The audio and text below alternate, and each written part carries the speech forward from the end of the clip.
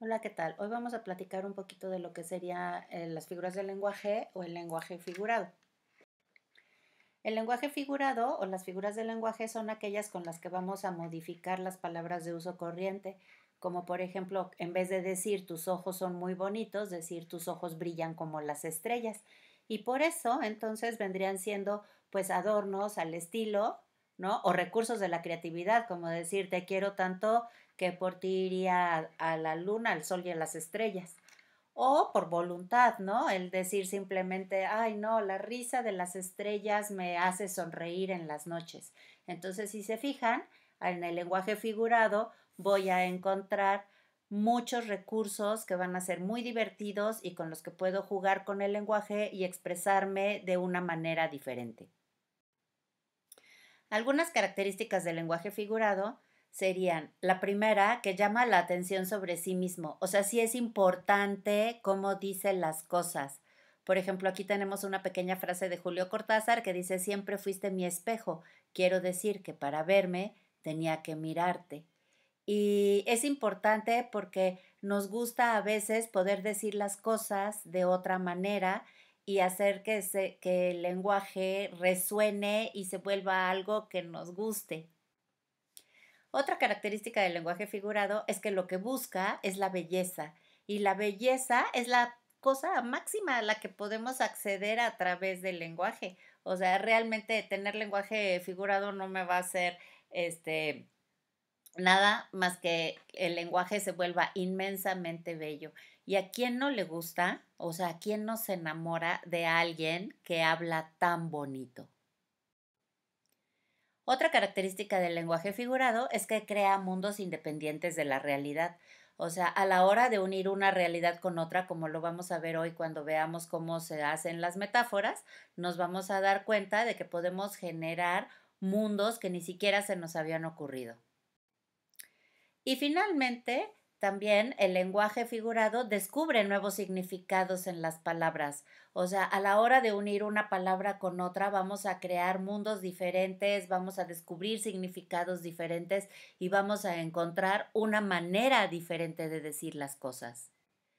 Y finalmente también rompe con las reglas establecidas del sujeto verbo predicado o a veces de que una cosa tiene que ir adjetivada de una manera, ¿no? Y como diría aquí Mark Twain, escribir es fácil, lo único que tienes que hacer es cruzar las palabras erróneas y por eso de esta manera podemos innovar. Entonces, estas serían las características del lenguaje figurado. Vamos a ver algunas figuras que pertenecen a lo que serían las figuras del lenguaje figurado que se dividen en tres categorías, que serían figuras de dicción, figuras de construcción y figuras retóricas.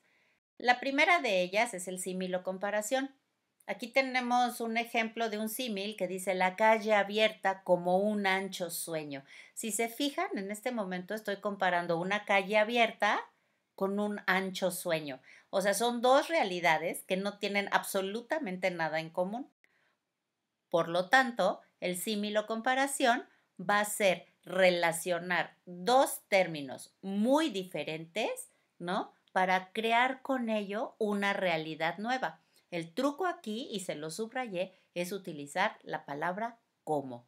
Si se fijan, aquí tengo una imagen de una camioneta que dice, mira, tiene 4 caballos de fuerza, y eso es lo que yo estoy entendiendo. Y obviamente una camioneta no va a traer los caballos integrados. Tampoco un Golf Rabbit va a correr como un conejo.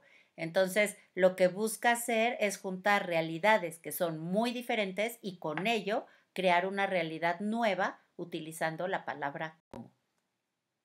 Lo que va a hacer entonces es que va a transmitir el símil las cualidades de un objeto al otro. Aquí tenemos un verso muy bonito de Juan Ramón Jiménez que dice, oh soledad sonora, mi corazón sereno se abre como un tesoro al soplo de tu brisa. Y es, o sea, cuando alguien viene, ¿no? Y se acerca como la soledad, el corazón se abre y se pone muy tranquilo, ¿no? A veces cuando estamos solos estamos muy tranquilos y sentimos que un tesoro penetró en nosotros y podría ser un tesoro que vemos a lo mejor brillante. Aquí sí ya cada quien depende de la imaginación. Entonces, para construir un símil, todo lo que tenemos que hacer es comparar dos realidades que son diferentes utilizando la palabra como. Por ejemplo, tus ojos son como las estrellas o tus labios son como las rosas. Y les estoy dando unos ejemplos de símil o comparación que son lugares comunes. Podemos volvernos mucho más originales. Si quiero hacer, por ejemplo, la imagen de un vampiro, digo, sus ojos brillaban como dos carbones encendidos. Y entonces digo, los ojos del vampiro eran increíblemente rojos. La siguiente figura que voy a ver es la personificación o prosopopeya. Aquí tenemos un pequeño ejemplo que dice, solo se oirá la risa blanca de las estrellas. ¿Cómo la risa blanca de las estrellas? Las estrellas no se ríen. Entonces, la personificación o prosopopeya va a consistir en darle características humanas a animales, como por ejemplo aquí tenemos un pollo cantando Pollo Hero, ¿no? O seres inanimados, como las M&M's, que les prometo que las M&M's no son personas, ni se andan moviendo, ni se andan escondiendo en la alacena. Entonces, la personificación o prosopopeya va a ser un recurso muy utilizado en las fábulas, sobre todo, y en los cuentos infantiles, pero también se usa mucho en la poesía. Por ejemplo, aquí tenemos una pequeña personificación que dice, las estrellas nos miraban mientras la ciudad sonreía. De entrada, las estrellas no miran y las ciudades no sonríen. Entonces, en este caso, tendrías que construir figuras en las que un objeto tenga cualidades humanas. Podría ser, no sé, el susurro callado de los árboles o el viento. Hay un verso muy bonito de Octavio Paz que dice, el viento de la noche gira y canta. Pues no, el viento no canta, ¿no? O sea, esa es una cualidad humana.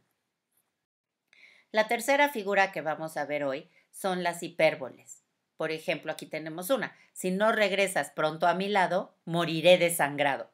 Entonces, tomando en cuenta esta idea, podemos ver que las hipérboles lo que hacen es ofrecen una visión desproporcionada de la realidad, lo cual hace que las imágenes tengan más intensidad y sean más emocionantes. Les queda claro que un camión de Cemex no va a construir un puente o no voy a curar una herida de un tiburón con un curita. Lo que busca la hipérbole es captar la atención, ¿no? Hacer que la idea se enfatice y dar mayor fuerza expresiva. Y aquí tienen el verso más hermoso que encontré de Federico García Lorca que dice, por tu amor me duele el aire, el corazón y el sombrero. Díganme si no es hermoso este verso. Entonces, cuando hago hipérboles, pues las uso muchísimo, ¿no?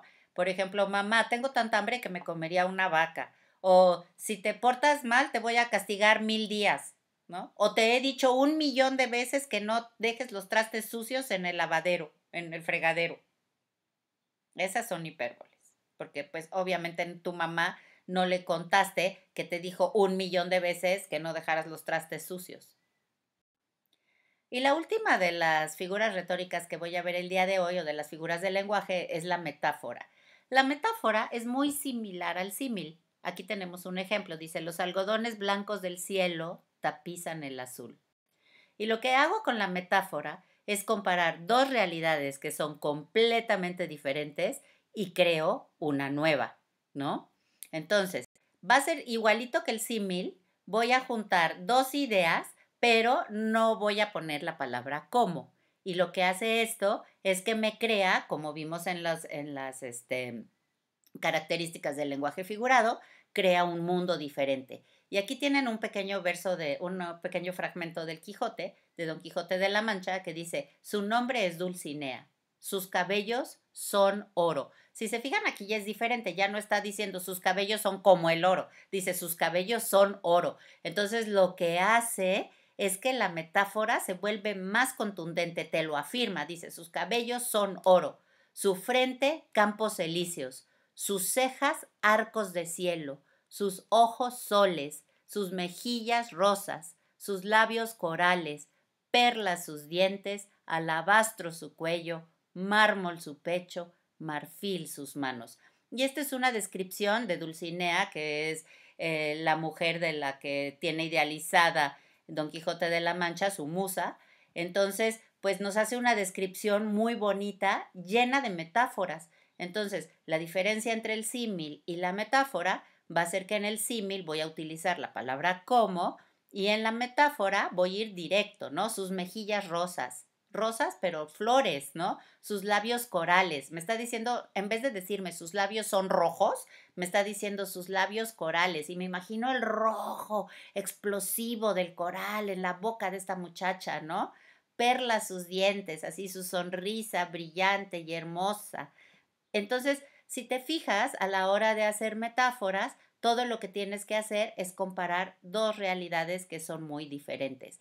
Por ejemplo, los cabellos no son oro. O sea, si yo tomo un lingote de oro, pues no tiene nada que ver con un cabello, son realidades completamente diferentes. Entonces, lo que estoy traspasando es la cualidad del oro, que es brillante, que es amarillo, que es valioso al cabello. Y entonces digo que el cabello de ella, fíjense, todo lo que estoy implicando es brillante, es amarillo y es además valioso.